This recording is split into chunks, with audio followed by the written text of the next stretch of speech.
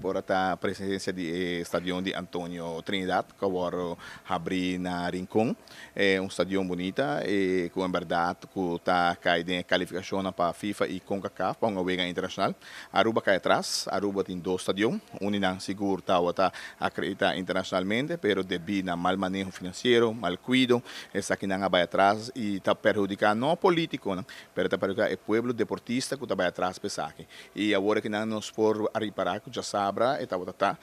groundbreaking, onde que nos por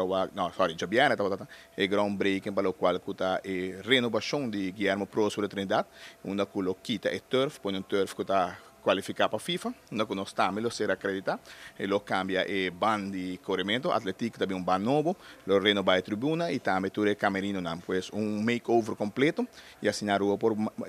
na standard internacional e para novembro nós por nos promover internacional cabe de back a tropa. Depois aí tem planos na para o qual da norte e outro fel também, pessoal aqui não, uma bobai aqui na boneiro, botava que time na praticamente não rebater mais e aí também pelo qual nós esperamos logo de ano nos dilante.